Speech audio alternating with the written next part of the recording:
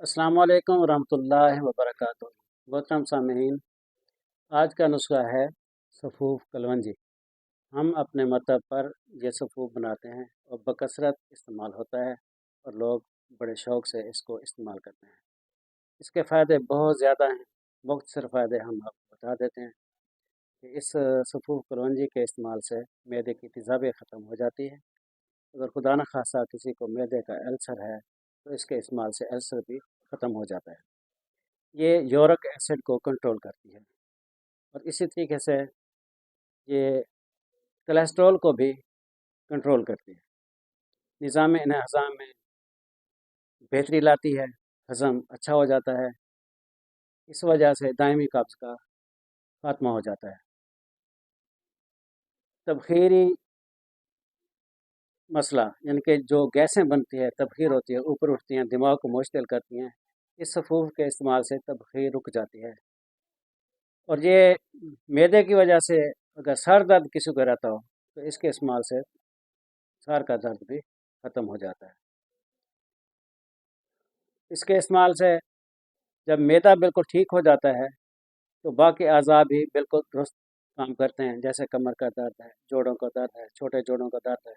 इसके बेबहा फ़ायदे हैं, बनाएं, इस्तेमाल करें। अज़ा इसके मुख्तसर और जामे हैं। हम इन औज़ान में दवाई तैयार करते हैं, आप इसमें कमी बेशी भी ला सकते हैं। ये है कलवंजी।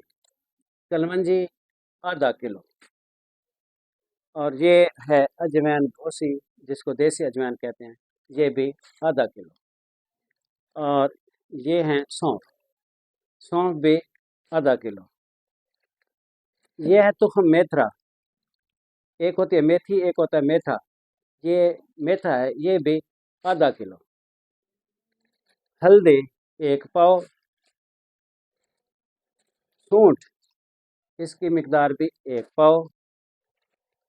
दारचीनी, ये है दारचीनी, इसकी मिकदार भी 1 पाव है। ये है ज़ीरा सफ़ेद, इसकी मिकदार भी 1 पाव। ये है काली मिर्च फिलफिल स्याह, इसकी मिकदार कम है, यानी कि ये आधा पाव है। ये है अज़ा और इसमें 1 पाव नमक स्याह इस्तेमाल करना है, नमक स्याह 1 पाव। इनको अलग-अलग कूट लें, छान लें। इनका बिल्कुल बारीक फाइन पाउडर नहीं बनाना।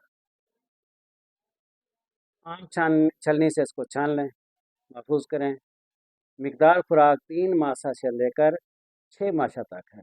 पानी के साथ इस्तेमाल करें। अगर इसको कहवे के साथ इस्तेमाल किया जाए तो ज़्यादा मुकव्वी है, ज़्यादा फ़ायदा देता है। बनाएं, इस्तेमाल करें, दुआ में याद रखें। अस्सलामु अलैकुम।